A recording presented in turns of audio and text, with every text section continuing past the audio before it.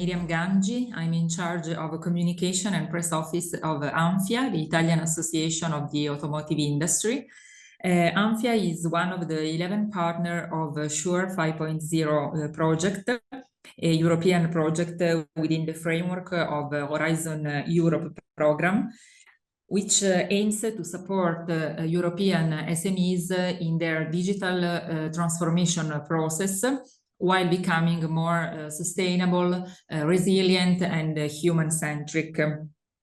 The webinar of today promises a deep dive into the skills required for driving innovation and staying competitive in the evolving MTA, aerospace and defense and electronics industries.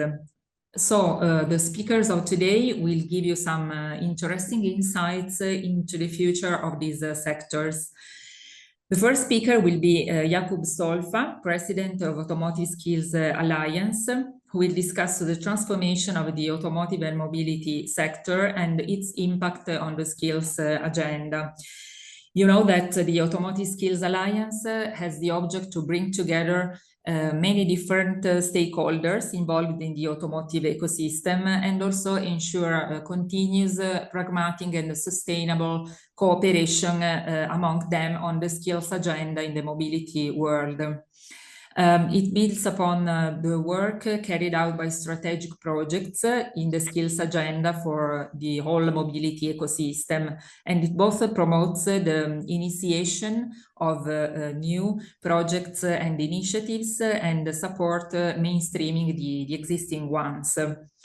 Secondly, we will have a speech given by Linda Ferro, Senior Manager at EIT Manufacturing, who will explain how EIT Manufacturing supports the industry in upskilling and reskilling its workforce.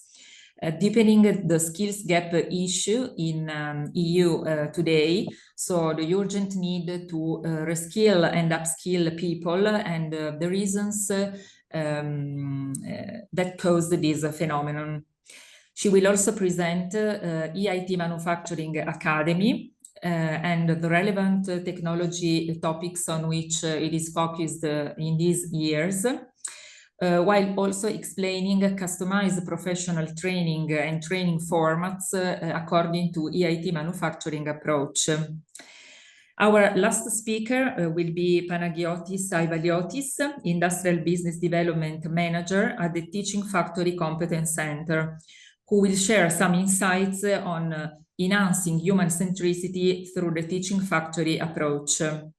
He will present the mission of a Teaching Factory Competence Center, a sort of liaison between academia and industry, its methodology, technological areas, services, also test bank services, recently completed technological projects that also have the object of familiarizing engineers and operators with Industry 4.0 technologies and virtual reality applications for safety training of employees.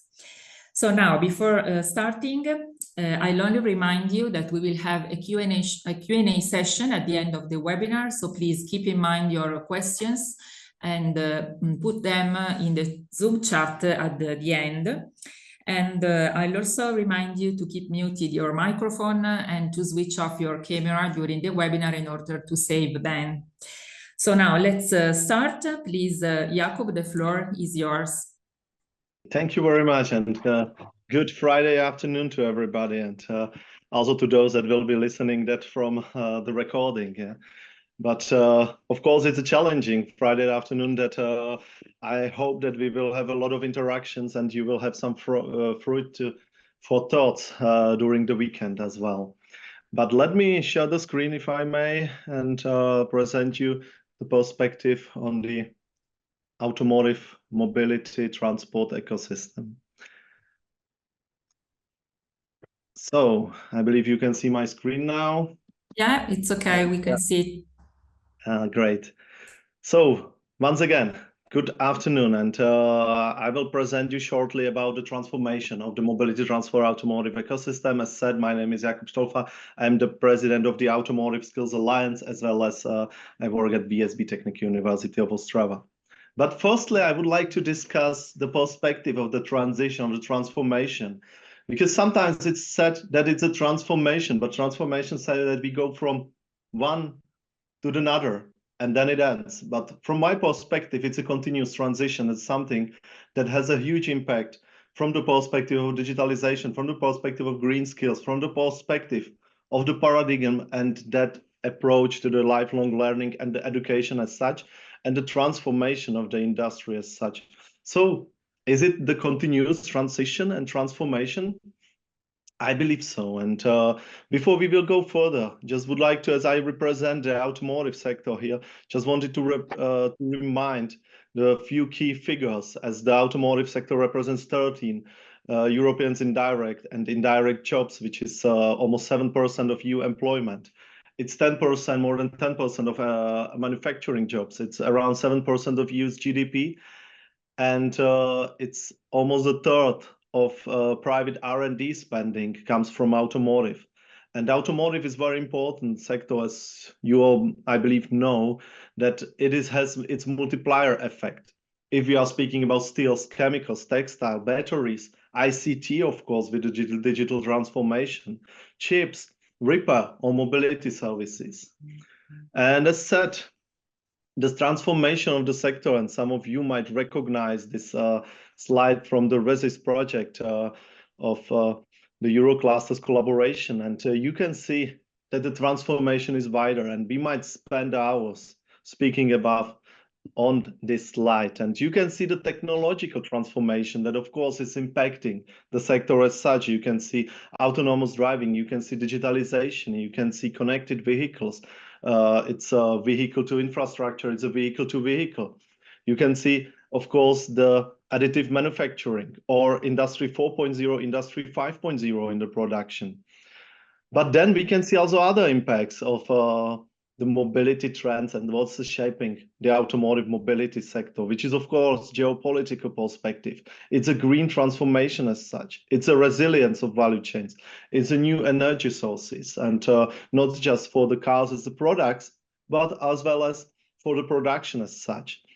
But the biggest change, and something that I represent here today, it's from the social perspective. It's from the perspective how we will get the workers to have the right skills in the sector, how to have the right workers with the right skills that are coming to the sector or are already working there. So we are speaking, of course, about initial educational system and its need for change. And we are speaking as well as about the lifelong learning system and approach of the companies, approach of the lifelong learning providers, as well as universities, secondary schools, VET schools, and all the formal educational system to change and upskill people in the right direction. And it's about also the new generations coming. It's about also the new perception of the education and training, new approach to the education and training that we need.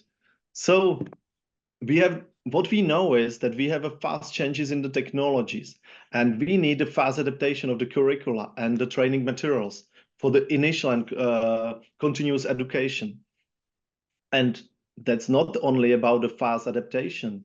It's also about the effectiveness of the training courses delivery. It's about that the individual really in that certain time deliver the right skills that the people needs and are able to use them. And that applies also the quality of the education and training offer. And of course, the new and preferred ways of the training delivery. And then at the end of the day, it's also about the recognition that you achieve some skill and it's recognized throughout the Europe. So it's really the evolution or revolution of the education and training sector as such. And which direction do we need to have our skills? And as I have already mentioned, digitalization, green technologies, and of course, greening of the industry, circular economy, and resilience of value chains, new mobility services.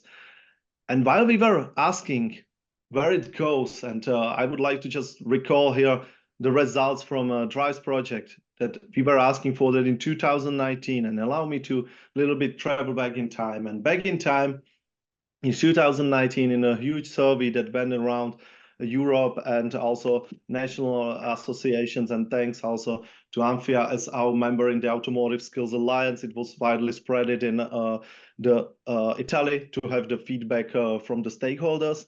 We have seen that it's the digitalization strongly impacting and needed in the curricula and in education and training system. We can see the big data analytics. It's not just in R&D, it's of the value chain. It's also in the production, it's in the maintenance and service.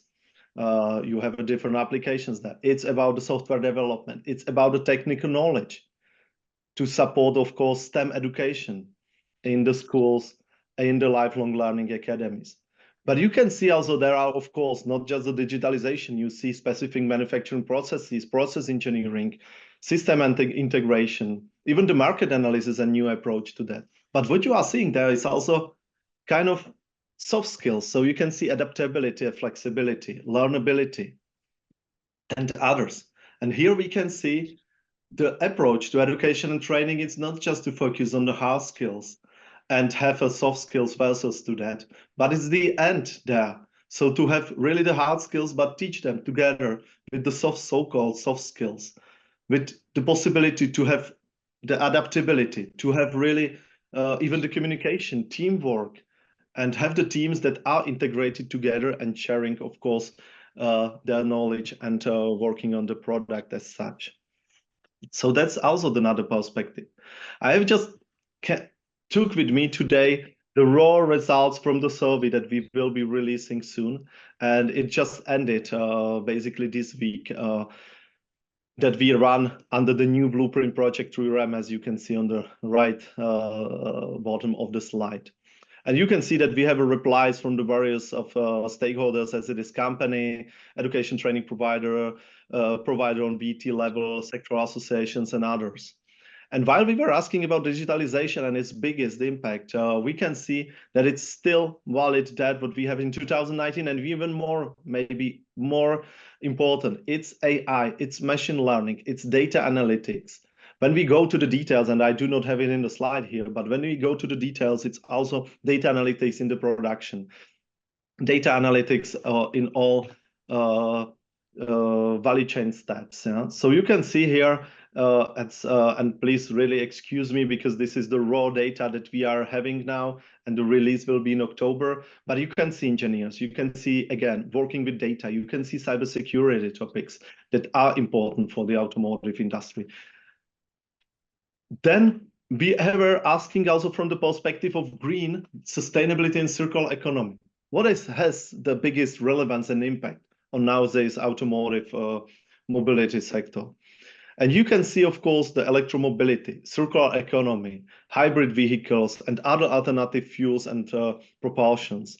And again, it's engineers, it's job roles, it's maintenance, it's a production that will have the biggest impact there.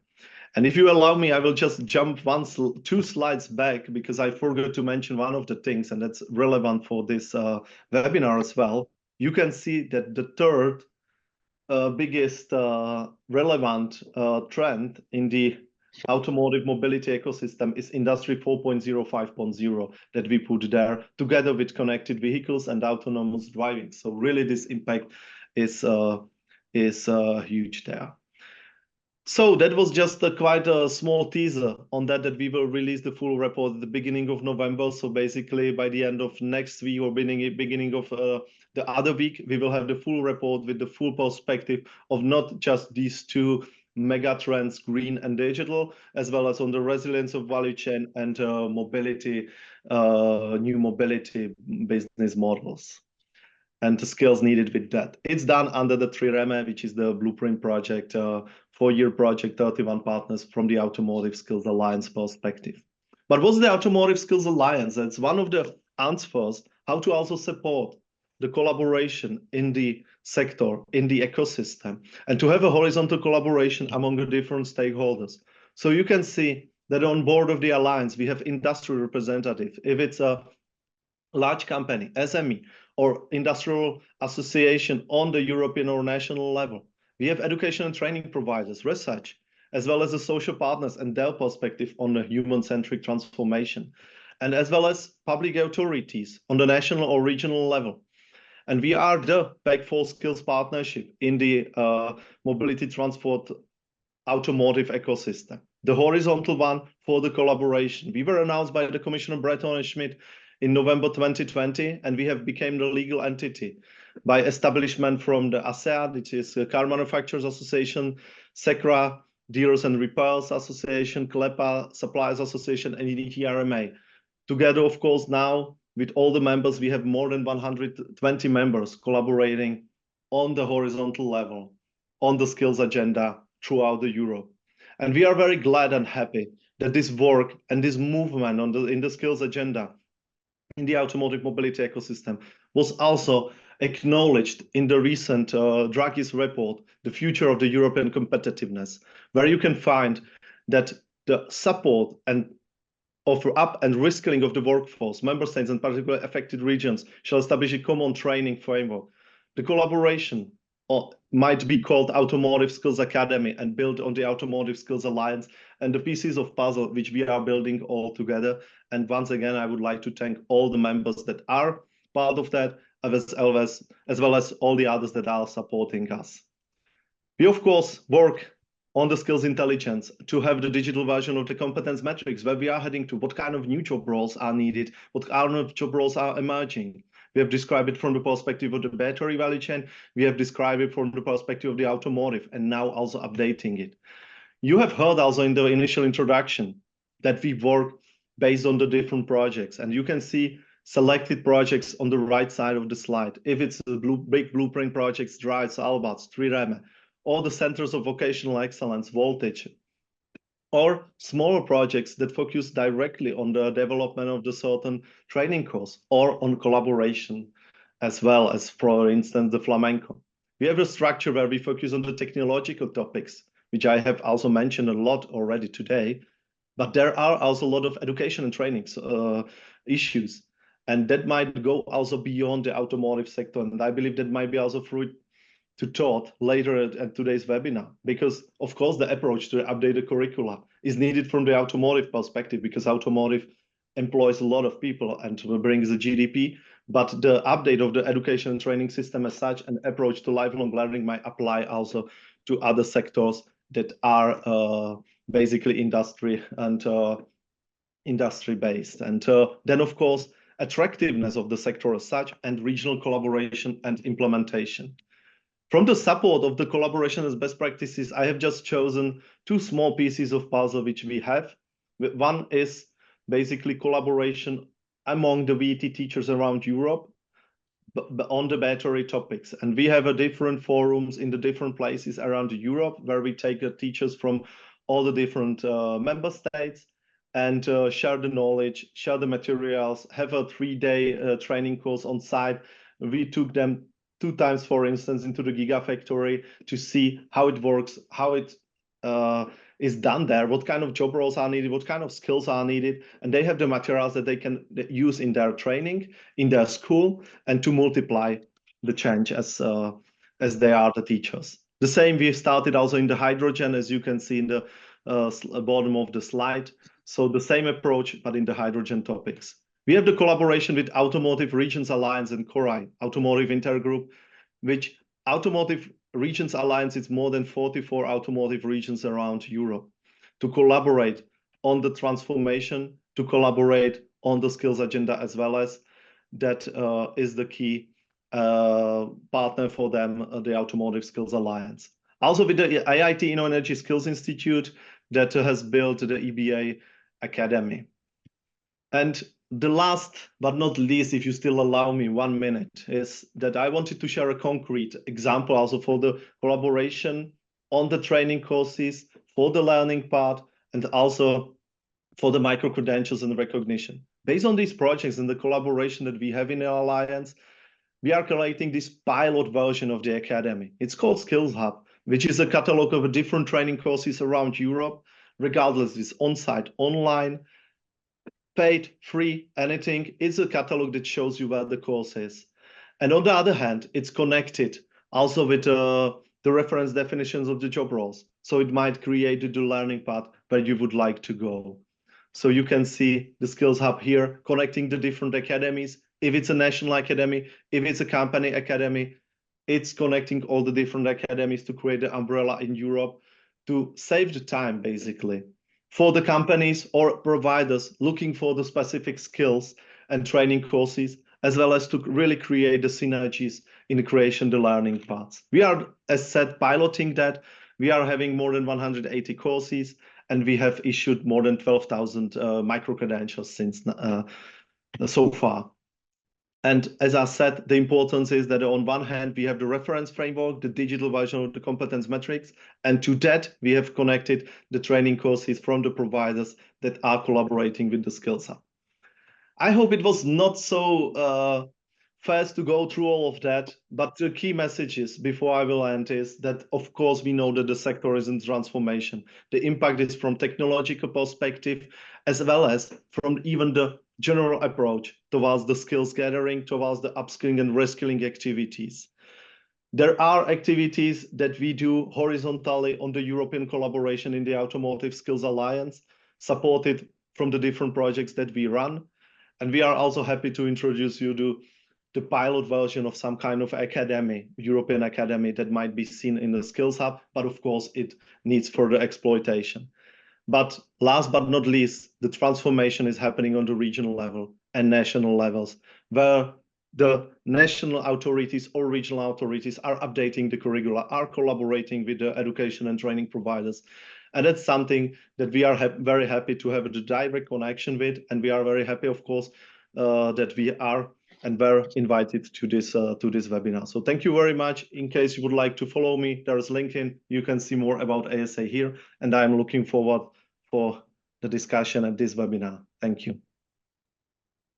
Thank you very much, Jakub. A very interesting presentation. You really showed us the big effort of Automotive Skills Alliance to help companies go successfully through this continuous evolution that is quite difficult to describe because it's very fast and complex. Mm-hmm. So thank you again.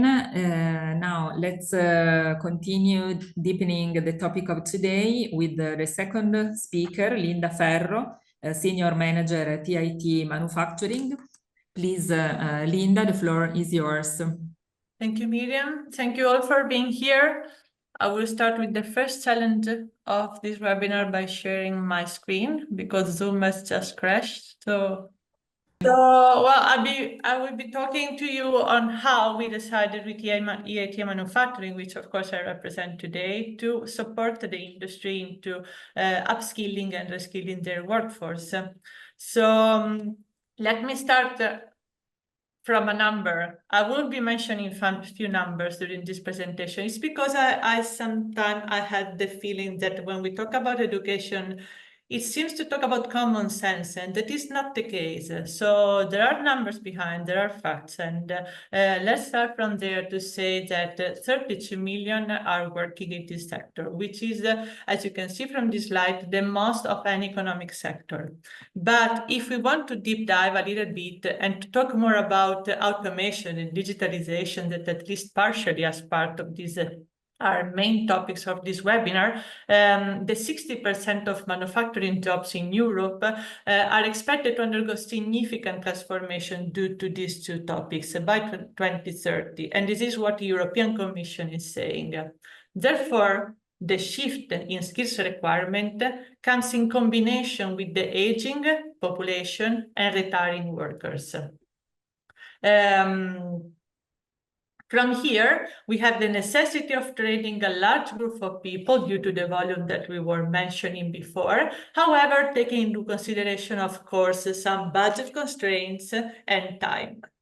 So in the past years, as you might know, we were born in 2020, and from there we have been hearing our community and our partners into collecting their feedback, really coming from the market, and to, let's say, packaging services and products that could help them and you in upskilling and resources together with fostering innovation into the sector.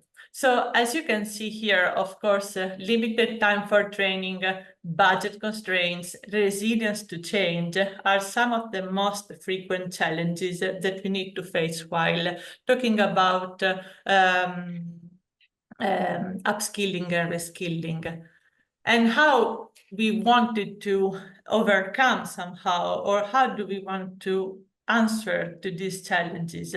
So when it comes to limited time for training, it is needed to make the content be more digestible. Okay, so we decided to implement a flexible training format to accommodate, of course, the employee commitment, and break down the long training into more digestible modules. This will allow us the possibility to blend and to mix the different modules to package a custom training, which is at least from as we hear from the market, the need of every different specific context in every specific company to whom we talk with.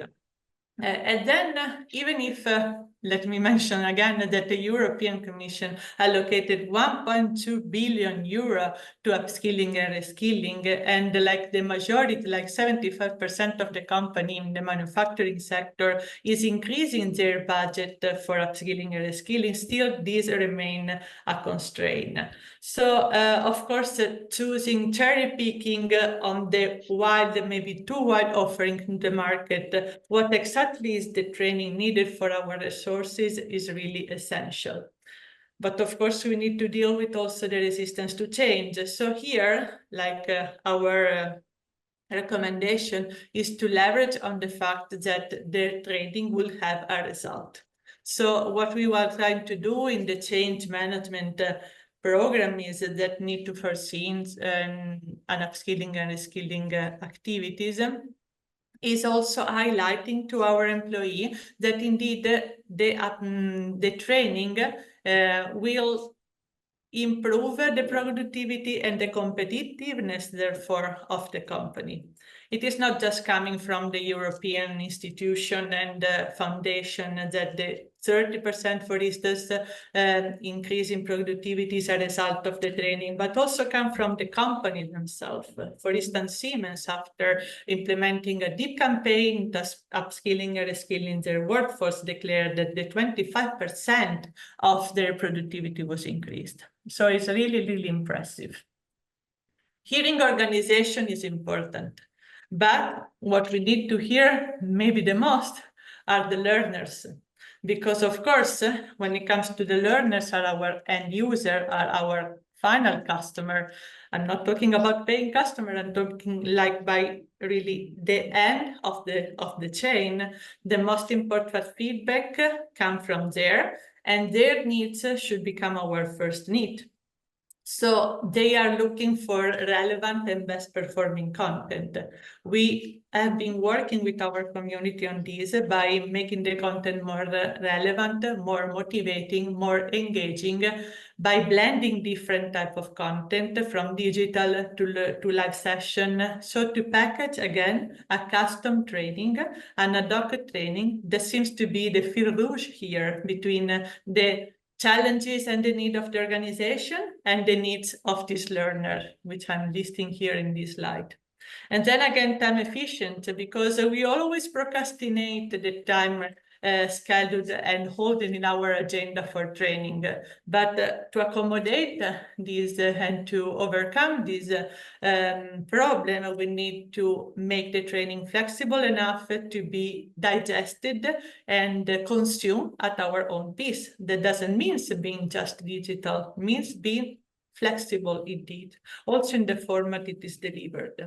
And then bring value to the career path. Yes, employees recognize and are willing to stay in companies that are promoting and upskilling or promoting development opportunities and upskilling field resources. And here, if we want the last number, is 88% of the employee in Europe that declares that they are more willing to remain in a company if they are promoting an upskilling program.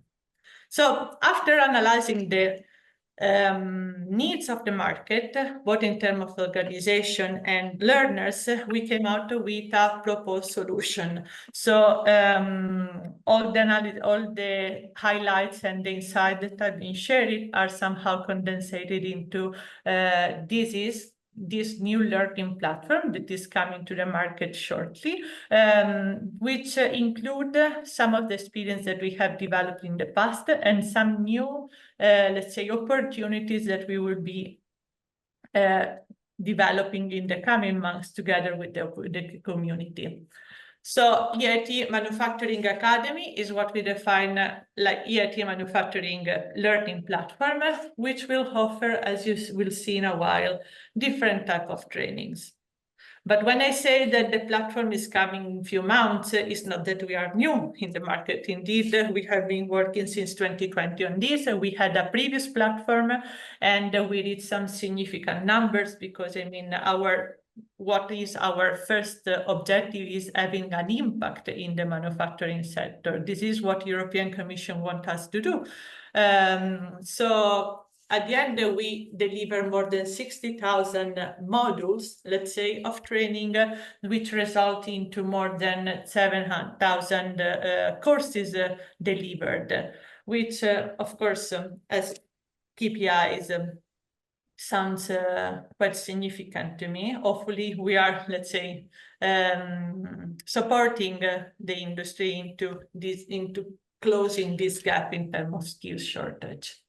And so when it comes to topics, here you see some of the topics on which we are focusing our attention. And I want to connect to Jakub talk, who just before mentioned the need of focusing also on transversal skills, on yes, soft skills.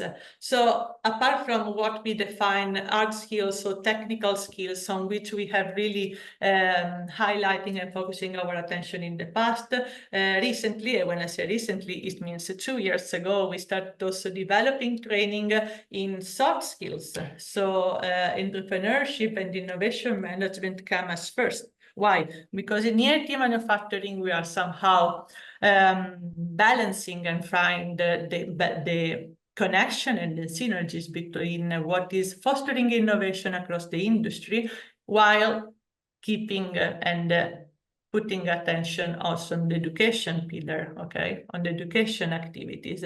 This must go together. And what I've been hearing also recently in an event is that unfortunately, although we are aware the importance and relevance of the education, when it comes to what I do first, I go for innovation. But it's a pity to miss this opportunity. It's a pity because innovation stands like alone, won't be effective and won't be implemented. It won't be the result of the change. We need to onboard people, as you know, of course, as you are here, you are already aware of the relevance of the education, but this is need to be communicated, not just between ourselves, but also to all the company and to our employees and our resources. And this, I just wanted to emphasize the fact that the training that we are developing has been developed in collaboration with all these entities, which, as you may see from the logo, are some of the most relevant companies in Europe for what concerns the manufacturing industry. Well, they are contributors. We are co-working together. So when I've been talking about the feedback from the market, I'm referring in this to the numerous number of partners which belong to the community of EIT manufacturing. And here we just have one part that are those that created recently content that will be available in the platform that I've been mentioning so far. So just briefly, to summarize what I've been saying in these past 10 minutes, as I try to be as short as possible because we were running out of time. We decided to do not offer just digital learning. That was what we were doing in the past. Feedback were coming specifically from SMEs, which I believe you belong at least mostly. People from SMEs were saying, okay, digital, but our employees are preferring to stay there and also have some live session.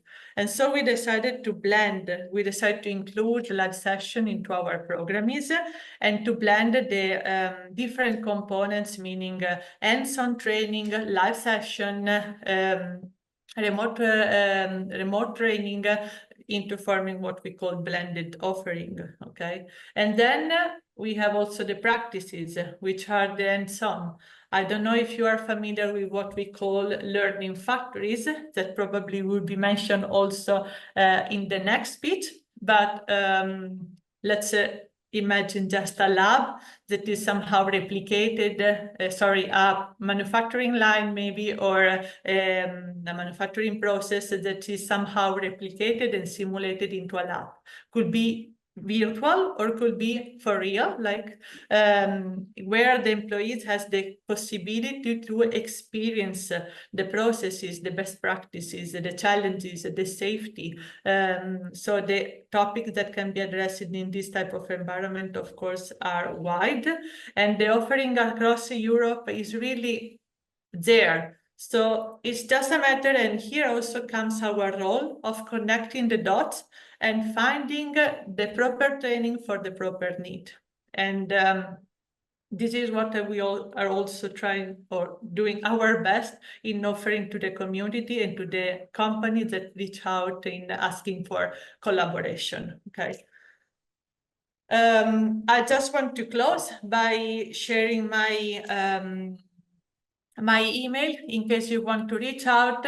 I also have a colleague here in our webinar, which is taking, let's say, care of the south of Europe in terms of collaboration management and partnership. We will be sharing both our addresses in the chat, also the link to our LinkedIn profile. And of course, what is my call to action is to reach out in case you would like to collaborate. And I'm not referring just to, okay, I want to use your content, but what we are looking for is really to join forces. When join forces with content available or with a need that we could end into the development of new content, or learners, of course, that are willing to look for content. So I will just close and maybe get some of your questions in case you have any in the Q&A session at the end of this webinar. Thank you, and I hope to hear from you really soon. Thank you, Miriam, for the opportunity. Thank you very much, Linda, for the presentation. I got really a professional and specialized approach from EIT Manufacturing to help companies go through innovation, drive innovation, also through training paths that are so such important in this moment, in this transformation period. So we will open the questions for you and for Jakub at the end of the webinar. So now let's shift to the third speaker, Panagiotis Aivaliotis, that will talk about human centricity, in particular according to the Teaching Factory Competence Center's approach. Panagiotis, please, the floor is yours. Okay, so good afternoon also from my side. I am Panagiotis Aivaliotis from Teaching Factory Competence Center. I would try to have a short presentation, aiming to have the Q&A session at the end of it. So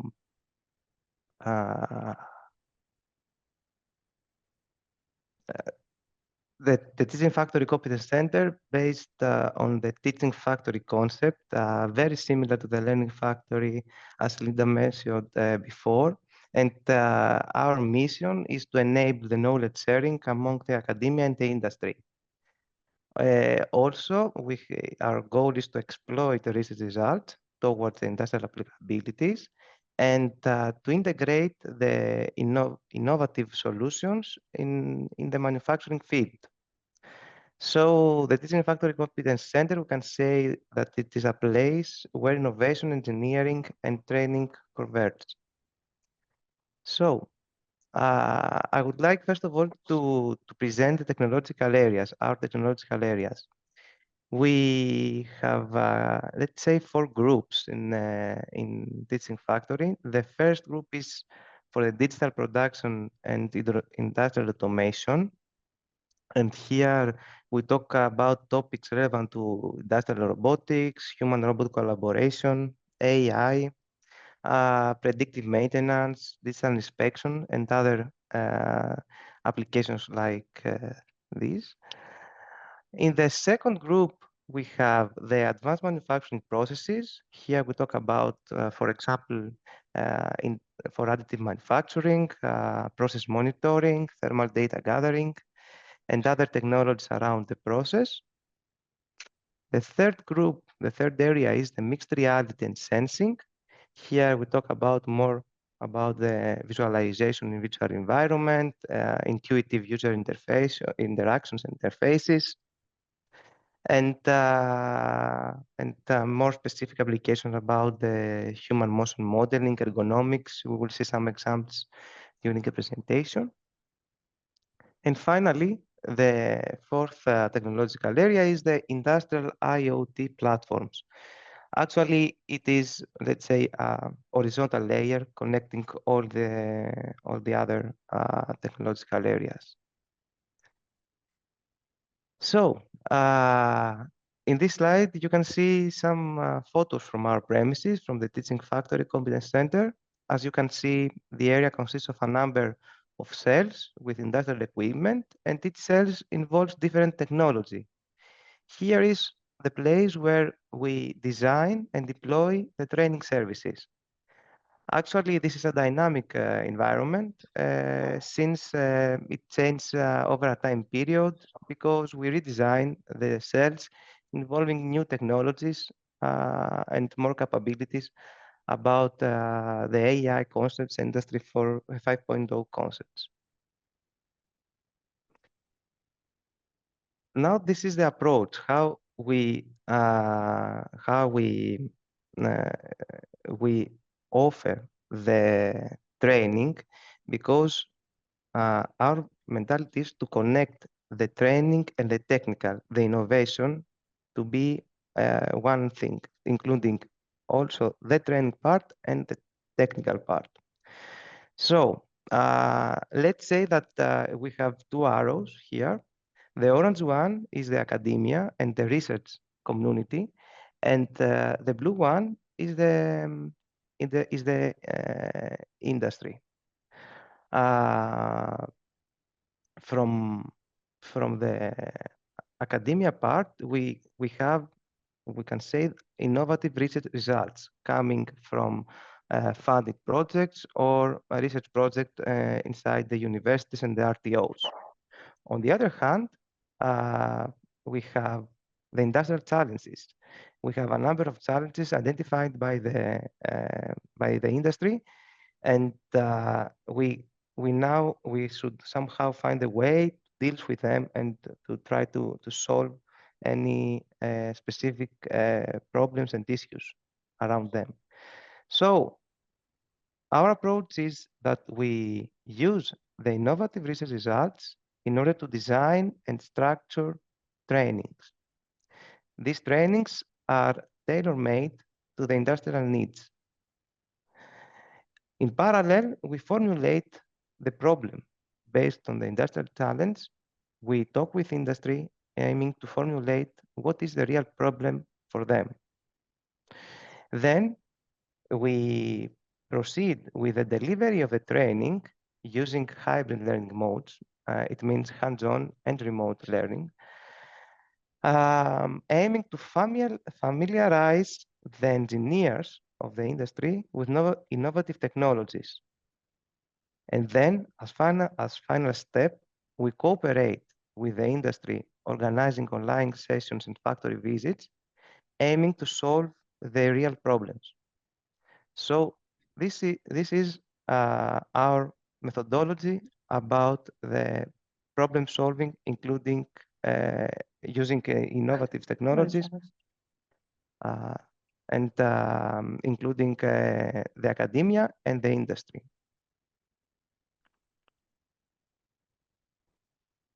As I said before, our services are the technical and training. I think that I have to go more quickly. We have no more time. Okay. Now I will present you very in brief an indicative example of training, of the training. In the current state, we have 3 training services available. One is the health and safety in the context of Industry 4. The second was the collaborative robotics, and the third one is the additive manufacturing. So here you can see a number of cases in which the trainees are focused on during the training, and if we can see specific highlights from this from the hands-on area, we can see applications relevant to high payload collaborative robotics, dual-arm robots, mobile dual-arm robots for automotive assembly, robots about the welding process, and other robotics applications. Actually, as I said before, we proceed in a tailor-made base from design to delivery. So we have the needs analysis, then the design and development of the service, the delivery, and then evaluation of the dissemination phases. Our training sessions, in most cases, includes 3 type of session. The first one is an intro in the innovative technologies. The second one is a hands-on training. And the third one is how these technologies can be applied in the field, in the production plant. In this slide, we can see an example of our activities focused on the enabling of human centricity that exploit the AI in manufacturing. So here we investigate, design, deploy services with are relevant to collaborative robotics and health and safety. We have, as I said before, 2 types of services. There is the training services, which the focus of them is to familiarize the engineers and operators with Industry 4 technologies and AI. And the second area is the technical services. So in the next slides, I will try to run on them, and you will see a number of industrial applications which arise after the training of engineers who come in our premises, follow our training service, this specific training service, and then a number of applications arise. So the first one is the training on safety scenarios via industrial metaverse. And here, actually, we simulate the real world in the virtual environment. And these VR scenarios are used to train new operators in the field. The second one is the utilization of sensors, laser scanners, and radar sensors aiming to increase the awareness of operators in the field. The third one is the using of AI cameras aiming to identify the existence or not of human around specific forklifts or cranes. And the next one is the ergonomic analysis on production station. And all of them are, let's say, the outcome of the training, because we go from training to the integration of these technologies in the field. Finally, I would like also to say that Teaching Factory Competence Center can act as, let's say, place for testing and experimentation. And indicatively, someone can use the equipment to set up applications around the industrial digital twins, robot programming, and others. So thank you very much.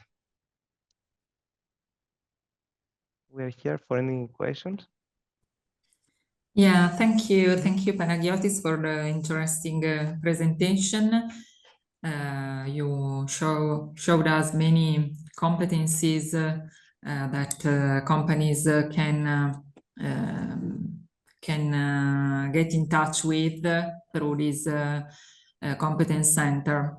So now we can open the Q&A session. So if there are some questions, I invite the participants to write them into the chat so that we can face them with our speakers. To break this silence, I can give the floor again to Jakub that told us he had some suggestions useful for participants, so we can start this session with your suggestions.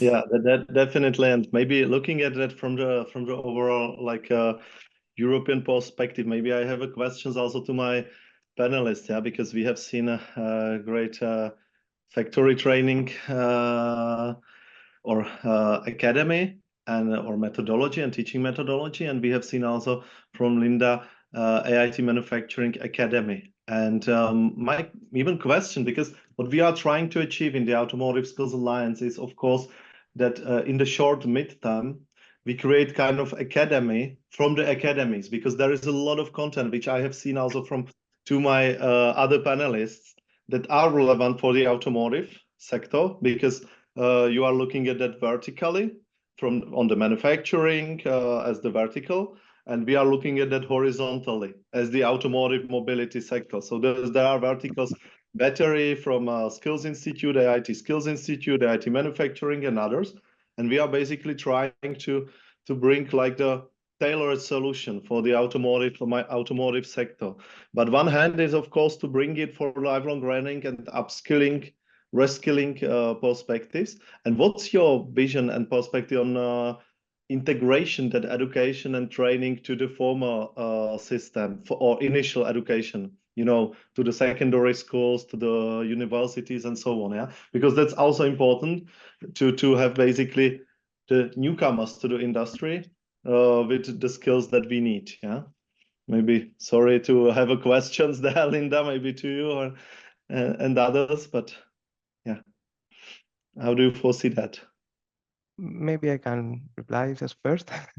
Okay, thank you. This is a very, very nice questions. And actually, in Teaching Factory we are working on it. We organize, let's say, summer schools or visits of students on these premises. Actually, even the students from university is a good case to see all this infrastructure and all this equipment around the manufacturing and new technologies, and we try just somehow to describe that this is a robot, but this is not a robot. You can learn lots of things around the robots, from the kinematics until the application, until the welding, until everything. So this is also in our priority, and thanks for the comment. Well, actually, thanks for the question, because I just scratched the focus on the target of the current workforce, but what we foresee in our target is also the future workforce. So we are designing content ad hoc for pupils and also graduates or like students in the high schools. Of course, this comes with a different perspective, with different solution, different level of engagement. But this is absolutely in our high attention. And well, I've been stressing the fact of the lifelong learning, because I'm actually kind of responsible for this area in EIT Manufacturing. But we have an area that focuses exactly on, let's say, doctoral school, master programs, and summer and winter schools that take care mainly of students and even pupils. Thank you very much, thank you very much, both of you, for this question and for this answer, because I'm looking at that, or we are looking at that in the Automotive Skills Alliance specifically for the automotive sector as well, on lifelong learning activities, as well as on the impact on initial educational system. And for instance, we organize for these VT teachers some kind of VT forum to show them really if it might be in manufacturing, if it's new technologies in manufacturing, and to have this multiplier effect from the teachers to the pupils to the students. Yeah, so maybe there's some kind of collaboration which we might pilot in the automotive sector. Yeah, so that's something that I'm now thinking about. Automotive is definitely one of the most represented, of course, player. Also consider the time from touring. But let's connect, of course, and all those that from the participant are willing to discover more are more than welcome. Perfect. Thank you very much for that, because that's exactly what we are trying to achieve by this Automotive Skills Academy, to really do not invent the wheel again, because there is a lot of great initiatives around Europe, and we do not have a time to inventing wheel again and again. That's about the connecting what we have, what we support, what we finance, and to put it together and pilot somewhere. And then, of course, it might be the example how to change, if I was speaking about initial educational system, how to maybe change that, yeah, but it's not a short-term solution. It's a mid and long-term, yeah. And then, of course, short-terms are these pieces of puzzles and example, what we just agreed on. And also on the lifelong learning, it's also the short-term solutions are those academies that are directly supporting the lifelong learning in the companies and so on, which we are happy, of course, to again channel and pilot and do in the automotives as we do it through our skills hub as presented. Yeah, so that's good. And sorry, Miriam, that I took this opportunity to. No problem. It was a pleasure to give you the floor for some questions and suggestions. Now we also have a question from one of our participants.